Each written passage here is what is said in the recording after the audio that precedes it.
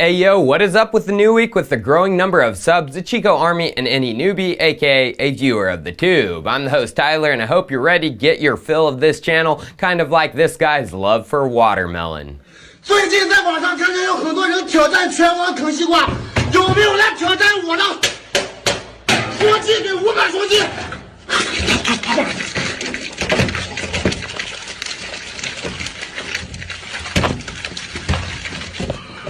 That guy's lost his rind. You know how we pun. It's time for Chico Crypto.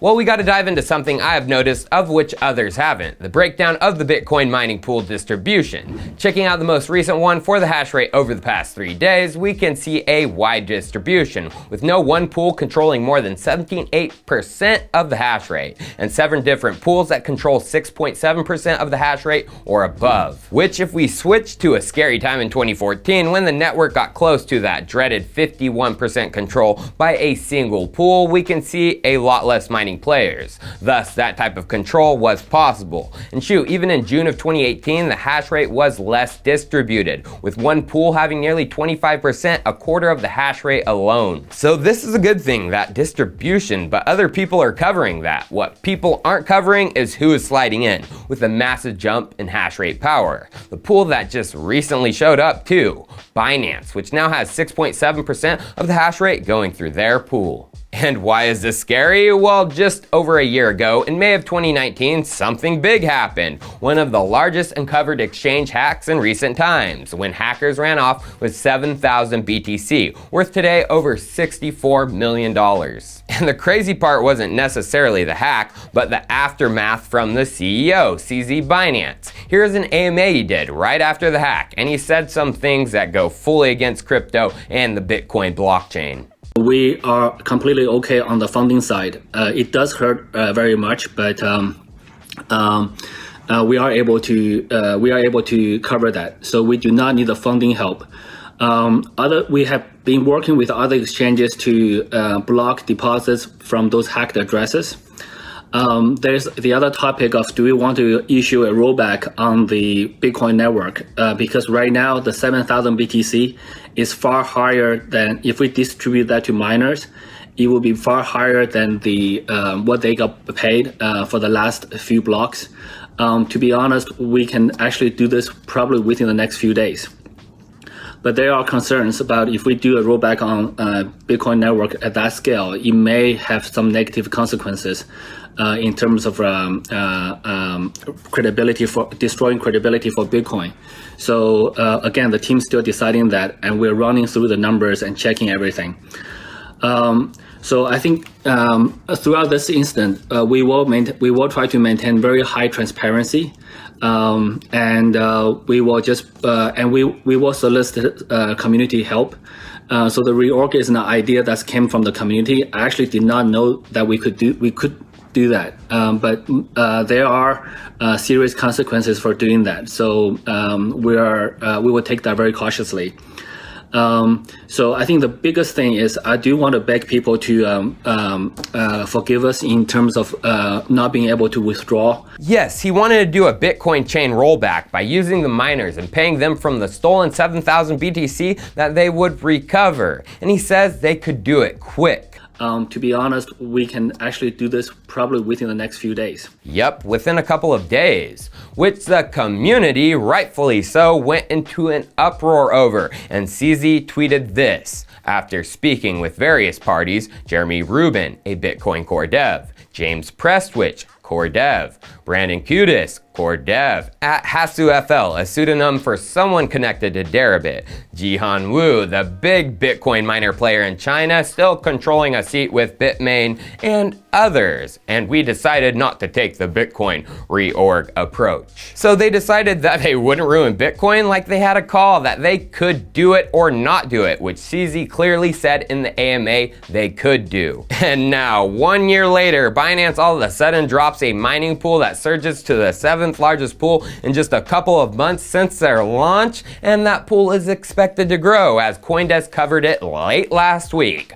Binance pool poised to grab more Bitcoin hash rate in Russia and Central Asia. And in the article it states, Binance is about to cut a deal with BitRiver, the Russian mining giant, which could add up to 1 exahash to Binance's mining power, making them even bigger than someone real suspicious, the number 6 ranked pool, OKEX, which CZ and co-founder Yi would have reason to come for that spot of which OKEX controls. Both CZ and Yi are former employees of OKEX, and there was a major fallout with CZ, him getting fired, which included the likes of Roger Ver, lawsuits, and the control of the domain btc.com. And here is Ver getting into a little squabble with Starzu, OKCoin founder and OKEX's current CEO, back during the heat of it. I will go very slowly for you. Okay, very slowly. Are you the CEO of OKCoin? Okay, can I speak first? Did you not understand my question? Can I speak first? Can I ask You already spoke the last several minutes, and then I asked So you you need a camera. video, right? Can I ask first? Go ahead. Okay. So CZ signed a contract, but you tell the public in the Twitter and Reddit last for the contract. And you send an email to Star.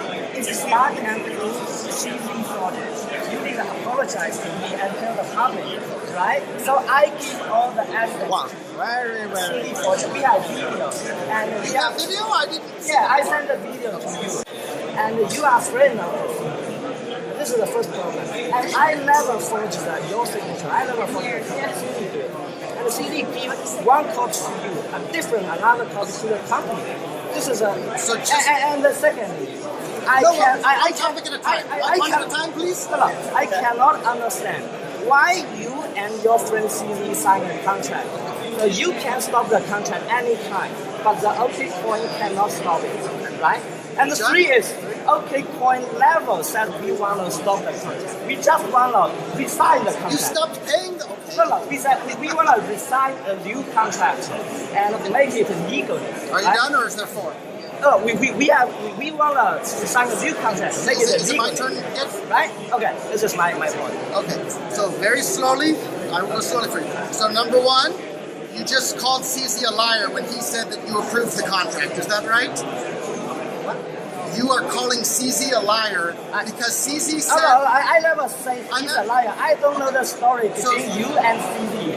But I don't know the story. Be careful. Yeah, and careful, please. I don't know.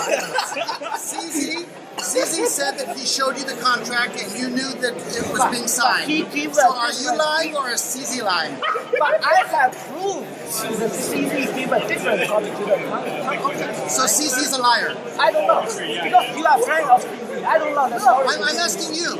I don't know. One of you is a liar. It's either you or CZ. Who is lying? There's another possibility.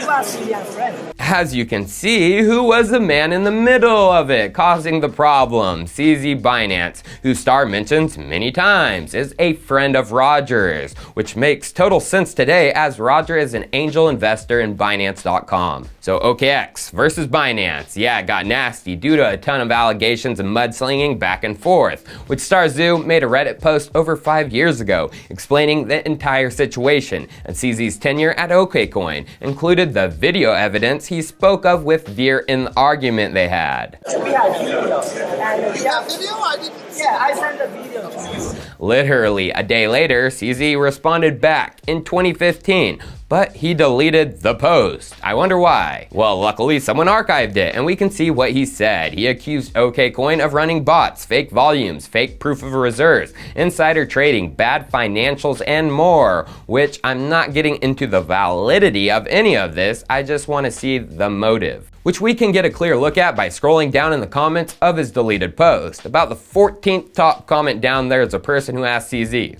well, can you explain this comment just 7 months ago with a link to something? Well, clicking on that, it's another deleted post by CZ. Damn you, I wonder what he said. Well, luckily someone archived that too. And what did he say just 7 months before, saying OK had fake reserves of Bitcoin, fake volume, bots, and insider trading? This is CZ from OKCoin. This type of conspiracy theory just too, for the lack of better word, creative. War bots is equally creative. Trading is a completely different business than running an exchange. We leave trading to our clients. On the topic of bots, you can't simply create a bot that can move the market at ease. It costs money to move the market, and there are significant risks if the market moves against you. Anyone who understands trading will know this. Then lower down he says this.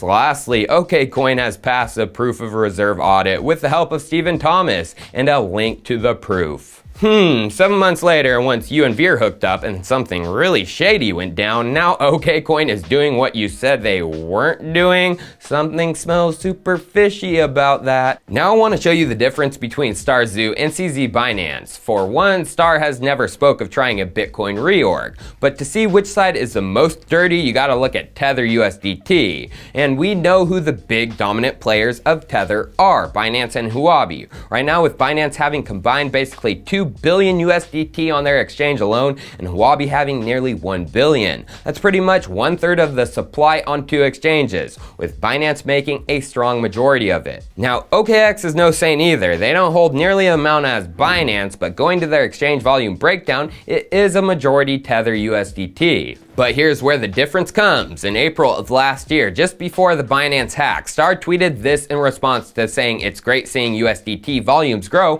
on his exchange. The industry needs to think about how to protect our customer from the risk of USDT, which again, in 2018, he acknowledged that the community sees its problems, Tether, and they are looking for solutions to mitigate risk if it does fail. Yes, he understands the damn risk of the thing like anyone should in the industry. But CZ, he will defend Tether. For example, this clip with the crypto lark, which I have showed many times and I will keep showing it. I did want to ask you as well, there's been a lot of accusations made against the guys over at Tether. How do you feel about that situation? What are your thoughts on it? My general feeling is that there's always more FUD in the community than there are positive things. And the FUD is usually more overreactive. I did meet with the key guy from Bitfinex in person a couple of weeks ago, and we did talk about this issue. And there was a couple of other guys who I trust to a fairly high degree. They said they have looked at the account. So there's a difference I hope you all can see. StarZoo is even more of a Bitcoin whale OG than CZ, and he admits there are risks. And it's so funny to see CZ's buddy Roger Ver act the same way, just 4 months ago announcing USDT would launch on Bitcoin Cash. So I don't want anyone saying I'm defending OKCoin, because I'm not. I'm just showing that CZ and Binance put on a great masquerade of being builders here to help the space, but in reality, they are Tether addicts and want control of the crypto markets, which is obviously seen by getting the idea in the head that they could reorg the Bitcoin blockchain. So it's worrisome to me, a Bitcoin and crypto enthusiast, to see the entity that said they would like to reorg with Tether pumping through their veins, acquiring over 6% of the hash rate a year later after that statement. But maybe that's just me. But what I'd like to wrap this episode off with is to highlight that Binance's plan of playing regulatory hopscotch is running out of squares for them to jump into. It's widely known Binance doesn't have a physical home office. They are globally distributed with a workforce all over the world. That is what they say. But you always need a home base, no matter what, as how is a company to get banking relationships? Or where is the CEOs and founders to physically stay at? We aren't in Black Mirror yet, and they can't stay in the clouds. Well, let's just see the hopscotch of countries they have played thus far. Wikipedia tells us their early days, beginning in 2017. From the history, the company was founded in China, but moved its servers and headquarters out of China and into Japan in advance of the Chinese government ban on cryptocurrency trading in September 2017. By March 2018, the company had established offices in Taiwan. Yeah, so in 2017, China announced an exchange ban. So Binance, they ran with their tail between their legs and ditched their home country. Here's the difference between Binance and other Chinese exchanges operating within the Chinese borders back then. Those others, they didn't run. They stayed and followed orders. For example, this September 2017 TechCrunch article, China's 3 largest Bitcoin exchanges will all stop offering local trading, which were OKCoin, BTC China, and Huobi. So Binance took a big risk and they ran to Japan, but just 6 months later, after trying to set up shop, Japan kicked them out. March of 2018, CoinDesk released this article. Japan warns Binance Exchange over licensing, which here's the document from Japan's top financial regulator, the FSA, with CZ's name right there. So kicked out of Japan, and they set up a temporary shop in Taiwan, and that is where Wikipedia leaves off.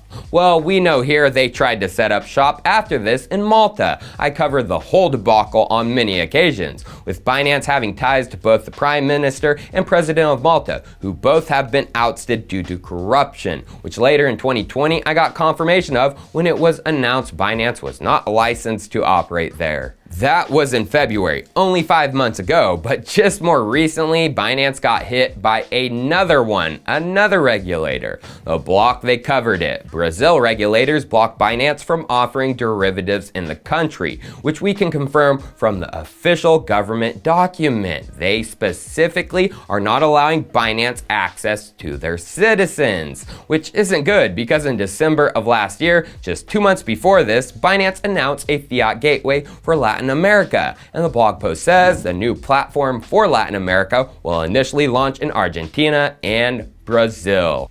And then just yesterday, Decrypt covered the big one. Binance is illegally operating in Malaysia, authorities claim, and the article's brief says Binance is operating illegally in Malaysia according to the Malaysian Securities Commission. This could make Binance operators liable to up to a $2.3 million fine, or up to 10 years in prison, or both. It could have been blacklisted because Binance recently added a Ringgit Malaysian fiat to crypto gateway. Just like they did in Brazil, just like they have been trying to do across the world, stepping on regulator toes with no regard for the repercussions. Well, the Malaysian thing shows us things will get nasty for Binance, and their plan of having no physical home might not work out. That $2.3 million fine, it needs to be paid by the Binance company, which will need to have a physical address for legality's sake. Where are you gonna go? We will find out soon. Cheers, viewers. I'll see you next time.